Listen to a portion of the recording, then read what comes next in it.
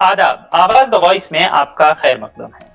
आज वर्ल्ड यूनानी डे है, जो कि हकीम अजमल खान की यौम पैदाइश यानी कि बर्थडे के दिन बनाया जाता है। वो 11 फरवरी सन 1867 में पैदा हुए थे और उनका एक अलग मकाम है यूनानी तिब यानी कि यूनानी पैथी को भारत में कायम करने में, और उसके अलावा हिंदुस्तान की जंग आजादी में भी उनका एक अहम किरदार है। उनके बारे में बात करने के लिए आज हमारे साथ मौजूद हैं मोहम्मद उमर अशरफ, जो कि हेरिटेज टाइम्स के फाउंडर हैं और जिनकी वेबसाइट ने हकीम अजमल खान पर, बाकी यूनानी के हकीम पर और हिंदुस्तान की जंग आजादी पर काफी काम किया है। शुक्रिया मोहम्मद उमर अशरफ, आपका बहुत बहुत हमारे शो पर आने के लिए। बहुत तो शुक्रिया मोहम्मद आपका भी कि आपने मुझे वक्त दिया। तो उमर साहब, सबसे पहले आपसे एक छोटा सा सवाल। सबसे पहली बात हम ये करेंगे कि पहले नहीं मनाया जाता था, लेकिन कुछ साल से वर्ल्ड यूनानी डे मनाया जाने लगा है। आप इस कदम को, सरकार के इस कदम को कैसे देखते हैं, और आप इसे कैसे, इसका कोई असर है हमारे समाज पर या नहीं है? आप उसके बारे पे आपकी राय क्या है?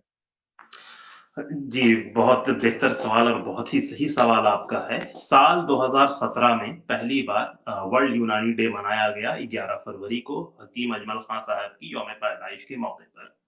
और ये जो प्रोग्राम हुआ वो आयुष डिपार्टमेंट के बैनर तले, जो केंद्रीय सरकार मतलब उनके अधीन है, उनके अंडर में है वो। तो ये एक बहुत ही पॉजिटिव कदम इस सेंस में भी है कि हम लोग जब बात करते हैं इस चीज की कि स्वदेशी, क्योंकि ये वही दौर था जब हिंदुस्तान में मेक इन इंडिया के ऊपर बहुत जोर दिया गया कि हिंदुस्तान में चीजें बने।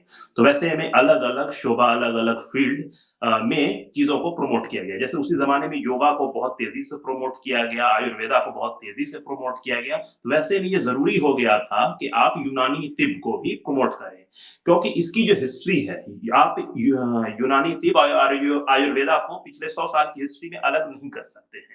तो इसलिए ये बहुत ज़रूरी हो गया था कि जब हम आयुर्वेदा और योगा को प्रमोट कर रहे हैं, तो ये हर हाल में हमें इसे भी करना होगा, वरना हम उन दोनों शोबा के साथ भी नाइंसाफ़ी कर रहे होंगे। तो ये बहुत पॉज़िटिव कदम था, इसका हमें काफ़ी सकारात्मक असर भी दिख रहा है अलग-अलग फ़ील्ड में, लगातार इस फ़ील्ड में लोग काम कर रहे हैं। और एक बार ये है कि सरकार की तरफ से जब इसको प्रमोशन मिलता है, तो बहुत सारे जो यूथ हैं, नौजवान लड़के हैं, वो इस फ़ील्ड में, इस शोबे में आने की कोशिश करते हैं, इसमें पढ़ाई करने की कोशिश कर रहे हैं। वरना ये एक तरह से पिछले 50 साल में अगर देखा जाए तो लोग ये मानते थे कि हकीम बन के क्या करेंगे। तो ये एक बहुत ही पॉजिटिव कदम था इसको लेकर। जी, बहुत-बहुत शुक्रिया आपका। अब आप थोड़ा-सा हम चलते हैं हकीम अजमल खां साहब की तरफ। हकीम अजमल खां का रोल यूनानी तिब या फिर आयुष को लेकर क्या ऐसा खास है कि उन्हीं की यौम पैदाइश को, उन्हीं के बर्थडे को वर्ल्ड यूनानी डे के तौर पर मनाया गया, किसी और हकीम के बर्थडे को नहीं मनाया गया? जैसे इस पे एक लाइन मैं बताता चलूँ, हकीम हिकमत का जो शोबा है, वो ये है कि उसमें कोई सनद याफ्ता हकीम नहीं होते थे। वो होते थे कि एक पुराने हकीम हैं, उनके साथ रह के लोग सीखते थे, शागिर्द उस्ताद, कुछ खानदान होता है। तो वैसे में हकीम अजमल खां का जो खानदान है, जो शरीफ खानदान कहलाता है यूनानी तिब के फील्ड में, तो वो लगातार कई सौ साल से उनके खानदान ने इस शोबे में काम कर रखा था।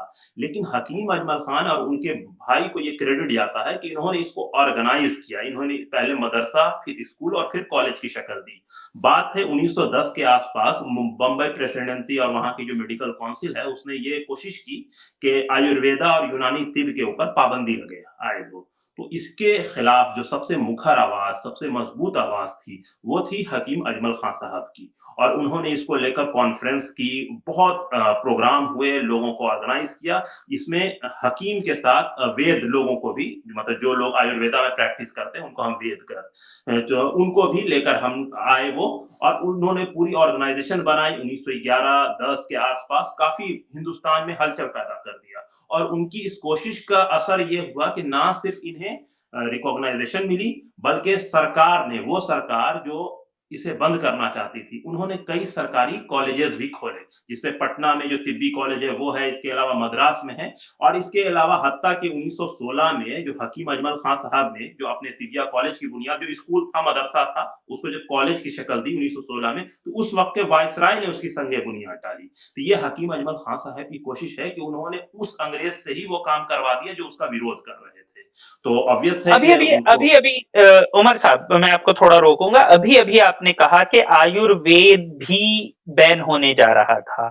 जी। तो क्या हकीम अजमल खान साहब ने आयुर्वेद को बचाने के लिए भी जद्दोजहद की थी, या वो सिर्फ यूनानी तिब पर ही रुके हुए थे? मतलब आप उस पर थोड़ी रोशनी डालेंगे? देखिए, वो दौर है 1905 का, जिस वक़्त बंगाल का पार्टीशन हुआ है और उसके बाद 1906 में मुस्लिम लीग बनी और उस मुस्लिम लीग को बनाने वाले में हकीम साहब खुद भी थे। क्योंकि वो जो कॉन्फ्रेंस थी मोहम्मडन एजुकेशन कॉन्फ्रेंस, तो वो दौर था हकीम साहब हर चीज़ को देख रहे थे और इनका वो खानदान था जो 1857 में अंग्रेज़ों के ज़ुल्म को बहुत नज़दीक से इन लोगों ने देखा था, क्योंकि ये दिल्ली के बल्लीमरान की रहने वाली फैमिली है। तो ये सारी चीज़ें उनके नज़र में थी और यही वो दौर था, वो हर चीज़ देख रहे थे कि किस तरह से हिंदू और मुसलमानों के बीच में तफ़रक़ा पैदा किया जा रहा है। तो वैसे में अगर हकीम अजमल खान सिर्फ़ यूनानी को उठाते कि ये मुसलमान इसमें काम करते हैं, तो वो उनकी आइडियोलॉजी के खिलाफ थी। इसलिए उन्होंने ना सिर्फ़ यूनानी बल्कि आयुर्वेदा को भी साथ-साथ और हत्ता कि ये कहें कि आयुर्वेदा को उन्होंने ज़्यादा प्रायोरिटी दी। उसका एक छोटा-सा एग्ज़ाम्पल है, जब उन्होंने अपने कॉलेज की बुनियाद डाली तो उसका नाम तिबिया कॉलेज नहीं रखा, वो कॉलेज है Ayurveda and tibia, Ayurveda word पहले आया। तो ये बताता है कि उनका आयुर्वेदा के तई क्या लगाव था। तो ये एक बहुत बड़ी चीज़ है कि उन्होंने दोनों फन को एक साथ रखा, उसको अलग नहीं किया। उनका ये मानना था कि हिंदू-मुसलमान जब साथ में चलेंगे तभी हम अपनी किसी चीज़ को, चाहे आज़ादी हो, चाहे ये जो हिंदुस्तानी फन है इसको हम उरूज पे ले जा सकते हैं। तो उन्होंने बिल्कुल ही तो अलग क्या नहीं किया बल्कि हकीम साथ में ले जाने की कोशिश की। तो क्या हकीम साहब के इस कॉलेज में आयुर्वेद की भी पढ़ाई की थोड़ी बहुत कुछ जगह थी, या सिर्फ यूनानी की पढ़ाई हो रही थी? जैसा कि जब आपने नाम कहा से कि ही नाम में आपको ही आयुर्वेद एंड यूनानी है। नाम से ही आपको अंदाजा हो रहा है, ऑब्वियस दोनों चीज़ की पढ़ाई हो रही थी उसमें, आज भी है। तो इसमें लेकिन उस ज़माने में चीज़ों में और आज के हिसाब से बहुत सारी चीज़ें में फ़र्क है कि और फिर इनका जो एक और जो बड़ा कारनामा है इसी फ़ील्ड में कि इन्होंने नर्सिंग के भी 1909 के दौर में अपने उसी स्कूल में नर्सिंग स्कूल की भी बुनियाद डाली, जो भारत की पहली नर्सिंग कॉलेज के तौर पर माना जाता है। और ये उस वक़्त इसकी भी उन्होंने बुनियाद अंग्रेज़ों ही से डलवा दी थी। और मतलब ये एक बहुत ही यूनिक चीज़ है कि इनका जो काम है, जिस-जिस चीज़ का अंग्रेज़ विरोध करते थे, इनकी कोशिश होती थी कि ये सारा काम उन्हीं के ज़रिए करवा लें। इससे ये है कि जो और अलग-अलग ऑर्गनाइज़ेशन थी, वो इसका विरोध नहीं कर पा रहे थे। तो आप हमें भी बता रहे हैं कि नर्सिंग कॉलेज, जो नर्सिंग का कंसेप्ट है नर्सेज का, वो भी कहीं न कहीं हकीम अजमल खान ही हिंदुस्तान में लेकर आए थे। हाँ, कह सकते हैं, ये वेल डॉक्यूमेंटेड चीज़ है, इसकी बहुत सारी चीज़ जानकारी आम तौर पर किताब में मिलती है और इसकी एक सबसे बड़ी वजह ये है कि आम तौर पर जो हिकमत का पेशा है, उसमें इंसान का हाथ पकड़ा जाता है, उससे उसके नफ्स को चेक किया जाता है, ये एक बहुत मशहूर चीज़ रहा है। तो उसमें ये होता है कि वो ज़माना है, औरतों के अंदर पर्दा बहुत ज़्यादा है, बहुत ही ज़्यादा है, मतलब आज के डेट में भी है, लेकिन उस ज़माने में ज़्यादा है, पूरी सोसाइटी, ख्वाह हिंदू, मुसलमान, सिख हो, सबके यहाँ पर्दा बहुत होता था। तो इस वजह कर कोई उनका इलाज नहीं कर पाता था, तो बहुत सारी औरतें इलाज की कमी की वजह कर मर जाती हैं। ये बहुत वेल डॉक्यूमेंटेड फैक्ट है, हर जगह इन चीज़ों का ये मिलता है। तो वैसे में ये ज़रूरी हो गया कि हिंदुस्तानी औरतों को ट्रेंड किया जाए मेडिकल के फील्ड में, ताकि ये जो परेशानी आ रही है, उसे दूर ये एक बहुत ही क्रांतिकारी कदम था साल 1909 में हकीम अजमल खान ने लिया और उस वक़्त सोसाइटी कैसी कंज़र्वेटिव थी, आप खुद अंदाज़ा लगा सकते हैं। जी, जी, जी। इसके अलावा अगर हम हकीम अजमल खां की ही बात कर रहे हैं अभी, तो उन्होंने एक कॉलेज खोला, उसके अलावा बाकी हिंदुस्तान में उन्होंने आयुर्वेद और यूनानी को बचाने के लिए क्या कार्रवाइयाँ करी, क्या जद्दोजहद करी, उस पर भी कोई रोशनी आप डाल पाएँगे? देखिए, सबसे पहले इसकी शुरुआत करेंगे तो इनके भाई हैं अब्दुल मजीद खां। इन्होंने सबसे पहले एक स्कूल की बुनियाद डाली मदरसा तिबिया। ये 1883 की बात है और ऑफिशियली इनॉग्रेशन 1889 में इसका हुआ है, जुलाई के महीने में दिल्ली के जो कमिश्नर हैं उन्होंने डाला। लेकिन उनकी ख्वाहिश थी कि इसकी जो संग बुनियाद है वो रशीद अहमद गंगोही साहब डालें। आपको पता है बहुत बड़े फ्रीडम स्ट्रगल के हीरो हैं, लेकिन किसी वजह का वो ना हो सके तो कमिश्नर से, दिल्ली के डिप्टी कमिश्नर से उसकी बुनियाद डाली गई। इसके बाद जो मोहम्मडन एजुकेशन कॉन्फ्रेंस रेगुलर चल रहा था, आपको पता है उसी की वजह से अलीगढ़ मुस्लिम यूनिवर्सिटी बनी। तो उसमें हकीम साहब की एक कोशिश थी कि ये जो स्कूल है वो उससे जोड़ा जाए, लेकिन किसी वजह कर उसमें नाकामयाबी हाथ लगी, लेकिन वो लगातार अपने काम में लगे रहे और वो लगातार, चूंकि वो रामपुर नवाब के यहाँ वो हकीम थे, वहाँ के रॉयल हकीम थे। इस वजह से उनके ताल्लुकात बहुत सारे लोगों से हो गए थे, अलग-अलग राजवाड़ों से, अलग-अलग नवाबों से। तो वहाँ से वो उन लोगों के बीच में अपनी चीज़ों को ले जाते थे कि हमें ऐसी-ऐसी चीज़ें करनी है। लेकिन इसको जो सबसे ज़्यादा ज़ोर मिला, वो वही मिला 1910 के बाद, बड़े पैमाने पे।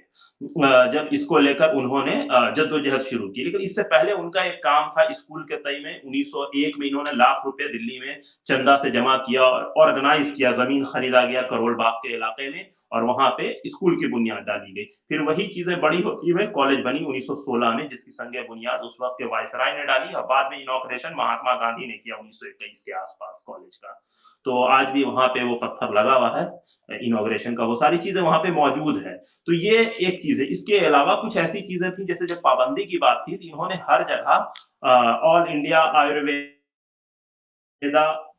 और तिब्बी कॉन्फ्रेंस की बुनियाद डाली 1910-11 के आसपास। उसमें हर जगह के वैद्य को बुलाया जाता था और उसमें हकीम को बुलाया जाता था। इन सारे लोगों को बुला के कॉन्फ्रेंस होती थी, आपस में गुफ्तगू होता था एक दूसरे के बीच में, लोग अपने चर्चा करते तो उससे बहुत सारी चीजें क्लियर होती थी जो मीन्स जो एक दूसरे के में नहीं जानते थे, कम्युनिकेशन गैप था, उसको दूर करने की कोशिश हुई। ये एक बहुत बड़ा काम था। आज भी हम लोग वैद्य को और हकीम को अलग नजर से देखते हैं। उस जमाने में हकीम अजमल खां की कोशिश की वजह कर ये दोनों एक जगह आ गए। और इसमें एक बड़ी मजेदार चीज है कि 1926 के आसपास जब बिहार में दो सरकारी इदारे खुले, एक बिहार का वही तिब्बी कॉलेज खुला और दूसरा आयुर्वेदा कॉलेज खुला। तो दोनों साथ साथ ही एक ही जगह। आज भी ये दोनों कॉलेज पटना में साथ हैं, दोनों सरकारी इदारा है। तो ये एक बहुत बड़ी कामयाबी थी और वो सारा क्रेडिट हकीम अजमल खां साहब को जाता है। तो तो अगर हम थोड़ा-सा ज़्यादा इसे एक्स्ट्रापोलेट करने की कोशिश करें, तो कहीं न कहीं आप ये भी कहना चाहते हैं कि जो आयुष का कांसेप्ट है कि एक ही मिनिस्ट्री होगी, एक ही डिपार्टमेंट होगा,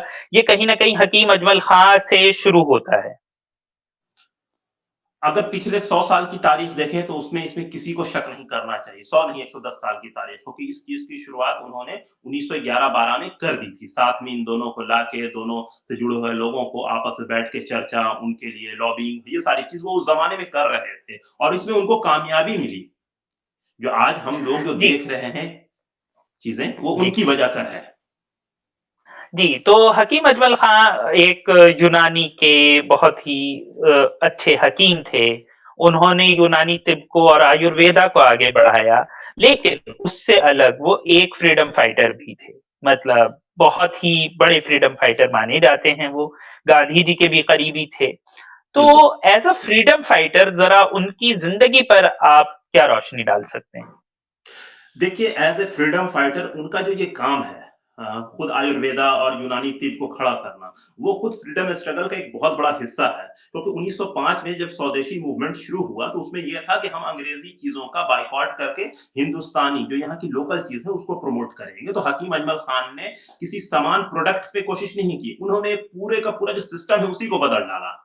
यानी उन्होंने एलोपैथ के पैरेलल में आयुर्वेदा और यूनानी को खड़ा किया। तो ये एक बहुत बड़ी क्रांति थी, शुरुआत इसको कह सकते हैं कि वहाँ से हुई। इसके अलावा इनका जो रोल है और हकीम अजमल खां की खूबी ये थी कि वो सिर्फ भारत में नहीं घूमते थे कि भारत के अलग-अलग इलाके का दौरा करते थे, बल्कि वो यूरोप वगैरह भी जाया करते थे। उससे ये है कि वो दुनिया देखते थे, वहाँ से चीज़ें समझते थे और उसको लाके फिर इम्प्लीमेंट करने की भी कोशिश करते थे।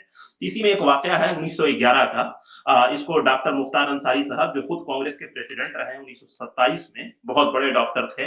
उन्होंने इसको खुद कोट किया है कि 1911 में हकीम अजमल खां साहब जब इंग्लैंड आए तो वहाँ के एक बहुत मशहूर सर्जन हैं, जिनका नाम है डॉक्टर स्टेनली बॉयड। तो उन्होंने हकीम अजमल खान साहब से उनको मिलवाया तो उसमें बताया कि ये बहुत बड़े हकीम हैं हिंदुस्तान के।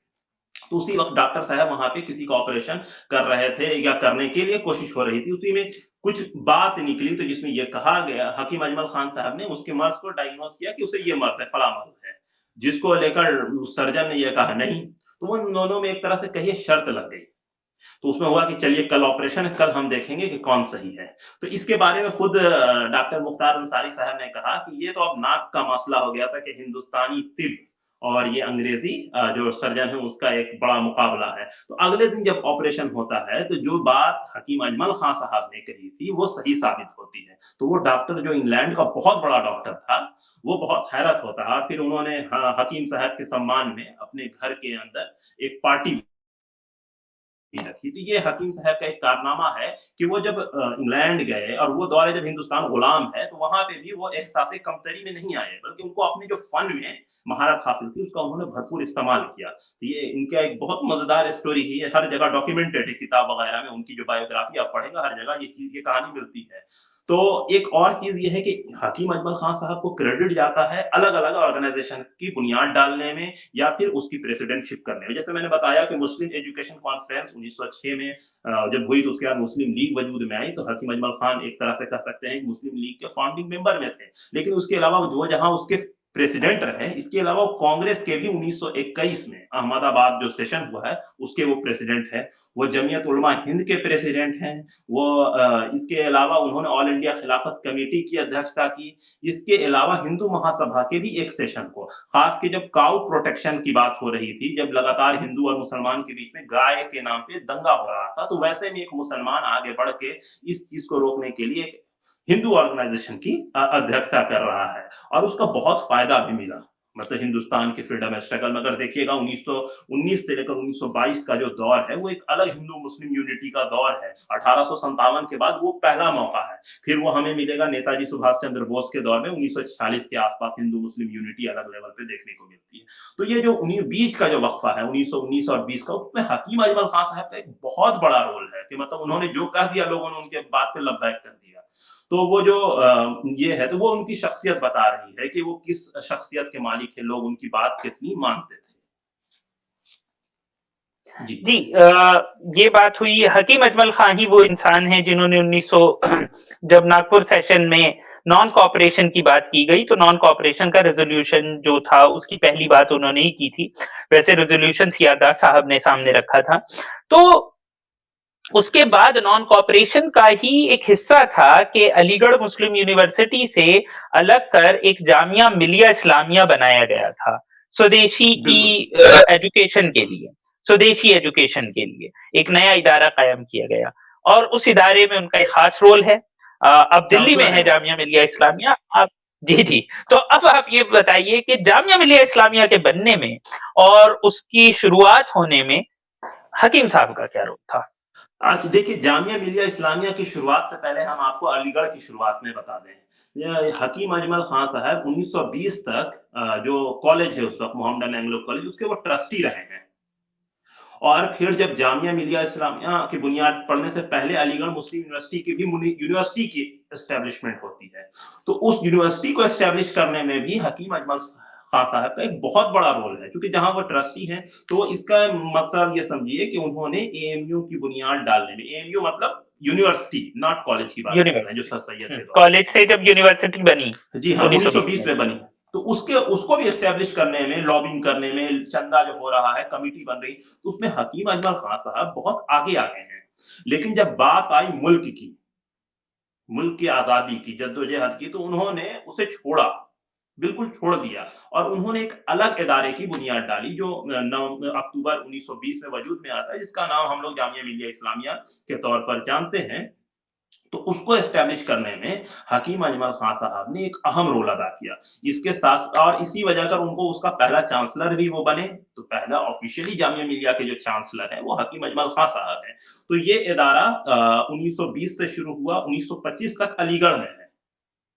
लेकिन हुआ ये कि 1923 तक तो खिलाफत मूवमेंट और असहयोग आंदोलन अपने उरूज पे रहा, तो लोगों ने फाइनेंशियली सपोर्ट भी किया, सारी चीजें की। लेकिन चौरा चौरी कांड के बाद जब नॉन कॉपरेशन मूवमेंट वापस ले लिया गया, तो लोगों में एक धक्का पहुंचा।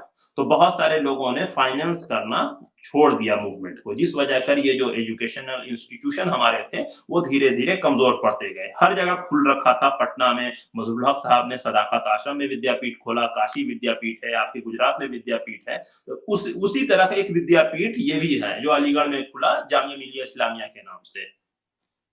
तो 1925 तक ये जैसे तैसे चला, फिर लगा कि ये चलने में मुश्किल हो जाएगा, तो फिर हकीम अजमल खान साहब ने जामिया मिलिया इस्लामिया को अलीगढ़ से वापस दिल्ली लाया। मतलब वापस दिल्ली नहीं लाया, बल्कि वो दिल्ली ले आए उसे। यानी जो जामिया मिलिया इस्लामिया अलीगढ़ में खुला था, वो दिल्ली आ गया, और दिल्ली में उन्होंने अपने ड्रीम प्रोजेक्ट, यानी जिसका नाम है तिबिया कॉलेज, उसके कैंपस में इसे चलाया। और जामिया मिलिया इस्लामिया 1925 से 1927 तक हकीम अजमल खां साहब के निजी खर्चे से चल रहा था। बाद में उनका इंतकाल हो गया 1927 में, तो डॉक्टर मुख्तार अंसारी साहब जो इनके बड़े करीबी साथी थे, जो कांग्रेस के प्रेसिडेंट भी रहे, उन्होंने इसको आगे बढ़ाया डॉक्टर जाकिर हुसैन साहब के साथ मिलकर, जो भारत के प्रेसिडेंट रहे हैं। तो इन लोगों ने यहाँ इस ओखला के इलाके में जमीनें खरीदी, 100 एकड़ के आसपास जमीन थी। उसके बाद करोल बाग से जामिया मिलिया इस्लामिया को इस इलाके में शिफ्ट किया गया, जिस इलाके में आज हम जामिया मिलिया इस्लामिया को देख रहे हैं। लेकिन उसका जो मकतबा था और कुछ-कुछ चीज़ें थी, वो उसी करोल बाग के इलाके में उस वक़्त रही। फिर धीरे-धीरे आज़ादी के बाद वो सारी चीज़ें यहाँ शिफ्ट होती चली गईं। इसको एक नज़र से देखें कि किस तरह से उन्होंने पहले अलीगढ़ मुस्लिम यूनिवर्सिटी को एस्टेब्लिश करने में, और बाद में जब हिंदुस्तान की आज़ादी की बात, स्वदेशी चीज़ की बात हुई, तो उन्होंने जामिया मिलिया इस्लामिया को एस्टेब्लिश करने में अहम रोल अदा किया। जब वो कमज़ोर पड़ने लगा, तो उसे लाके तिबिया कॉलेज में एस्टेब्लिश किया। अपने खर्चे से उसे चलाने की कोशिश की। जब तक वो जिंदा रहे, उसे उन्होंने खुद से चलाया। बाद में उनके चाहने वालों ने उसे और आगे बढ़ाया। तो उमर साहब, अभी आप हमें ये बता रहे हैं कि उन्होंने हमारे देश में यूनानी कॉलेजेस खुलवाए, आयुर्वेद कॉलेजेस खुलवाए, अलीगढ़ मुस्लिम यूनिवर्सिटी की शुरुआत करा दी और साथ में जामिया मिलिया इस्लामिया की शुरुआत करा दी। तो बिल्कुल। काफी डाइवर्स पर्सनैलिटी है। उसके अलावा एक मुसलमान हिंदू महासभा का अध्यक्ष सेशन का जाकर बन रहा है। उसके अलावा काफी कुछ है, और हमने ये भी पढ़ा है कि सेडिशन कमेटी रिपोर्ट जब बनाई गई कि देशद्रोह जिसे अंग्रेज कहते थे, तो उसमें भी इनका नाम काफी प्रोमिनेंटली था। उस सब के बीच जब हम इन सब चीज़ों के बीच इन्हें देखते हैं, हकीम अजमल खां को, तो हकीम अजमल खां को आम तौर पे याद किया जाता है एक ऐसे इंसान के तौर पे जिसने हिंदू मुस्लिम इत्तेहाद पर बहुत ज़्यादा काम किया। और कहीं न एग्ज़ैक्टली। कहीं हम देखें तो जैसे ही इनकी जब एक तरीके से हेल्थ गिरने लगी और इनकी मतलब वफ़ात का वक़्त आया, तो उस वक़्त तक आते-आते हिंदुस्तान में हिंदू-मुस्लिम तिफ़रका यानी कि हिंदू-मुस्लिम के बीच बहुत झगड़े होने लगे थे, और जो कि उनकी मौत के लगभग 20 साल बाद हम देखते हैं कि हिंदुस्तान का बँटवारा भी उसी बुनियाद पर हो गया। तो ऐसे में आप कितना ज़रूरी समझते हैं कि अजमल खां जैसे और लोग होने थे और लोगों की आज भी ज़रूरत है? आप उन्हें कितना ज़रूरी समझते हैं हकीम अजमल खां की उन बातों को जो कि वो हिंदू-मुस्लिम इत्तेहाद के बारे में करते थे? बिल्कुल, ये अगर इसकी बात की जाए तो 1913 के दौर को आपको याद करना होगा। 1913 में हकीम अजमल खां की कोशिश की वजह कर मुस्लिम लीग जैसी ऑर्गेनाइजेशन को नेशनलिस्ट पॉइंट ऑफ व्यू से एस्टेब्लिश करने की कोशिश की गई, जिसके बाद वो कांग्रेस के करीब भी आई, और 1915 में मुस्लिम लीग और कांग्रेस ने मुंबई में एक साथ अपना सेशन किया। दोनों का सेशन एक साथ मुंबई में हुआ। इसके अलावा 1916 में हम लोग जान रहे हैं, लखनऊ में तो पैक्ट ही कर लिया इन लोगों ने आपस में। लखनऊ पैक्ट बहुत मशहूर है हिंदुस्तान की तारीख में।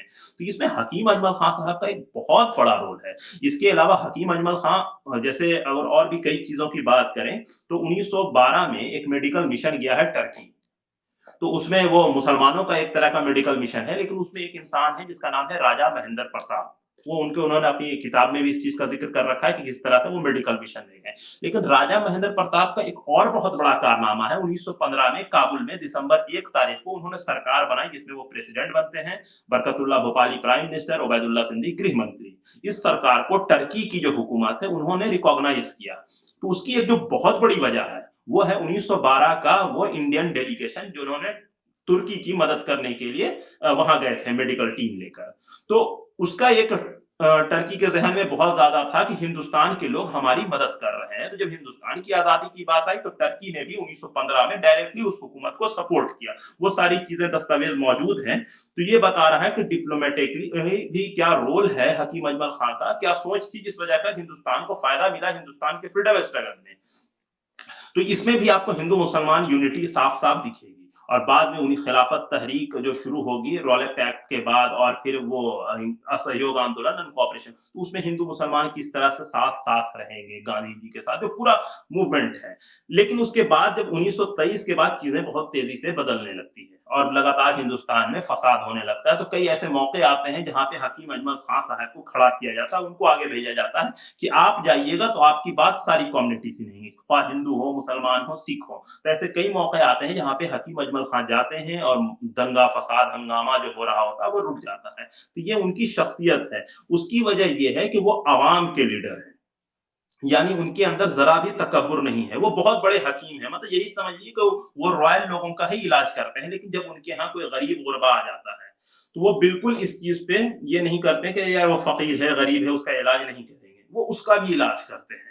इनका मतलब ये है कि एक तरफ वो जहाँ अमीरों के साथ अच्छा बिहेव कर रहे हैं, तो गरीबों के साथ सेम वही उनका बिहेवियर है। तो वो उनकी शख्सियत को आवाम में मकबूल कर रहा है और इसी वजह कर है कि हत्ता के अंग्रेज तक उनकी बहुत इज्जत किया करते थे। मतलब आप ये जान लीजिए हकीम अजमल खान तो हकीम हैं, उनके घर में वायसराय आ जा रहा है। वो तस्वीर वगैरह मौजूद है, तो ये बता रहा है कि उनकी शख्सियत क्या है। तो वो मतलब मकबूल है अवाम में, अवाम की जिस तरह से महात्मा गांधी को हम अवाम का लीडर मानते हैं कि हिंदू, मुसलमान, सिख सब उनके पीछे हैं, तो वैसे हकीम अजमल खां साहब के साथ भी यही था। लेकिन मसला ये है कि हकीम अजमल खां साहब ने सिर्फ 59 साल की हयात पाई, तो बहुत कम उम्र में ही उनका इंतकाल हो गया। अगर वो 70-80 साल जिंदा रहते, तो शायद हिंदुस्तान की तारीख, हिंदुस्तान की हिस्ट्री कुछ और होती। सिर्फ 59 ईयर की उम्र में उनका इंतकाल हो जाता है साल 1927 में। तो ये एक बहुत बड़ा ड्रॉबैक इस सेंस में रहा कि ऐसे लीडर बहुत कम पैदा हुए। तो एक ये तो है जी, इसका मतलब ये। जी। तो शुक्रिया उमर साहब, बहुत-बहुत आपका। आपने हमें बहुत कीमती वक़्त दिया और आज हमने हकीम अजमल खां साहब के बारे में काफ़ी कुछ जाना, उनकी ज़िंदगी के बारे में, उनके कारनामों के बारे में, यूनानी तिब की जो उन्होंने खिदमात की उसके बारे में और हिंदुस्तान की जंग आज़ादी में उनका जो रोल है उसके बारे में भी। और बहुत-बहुत शुक्रिया। उम्मीद है कि आइंदा फिर आपसे मुलाकात होगी। खुदा हाफ़िज़।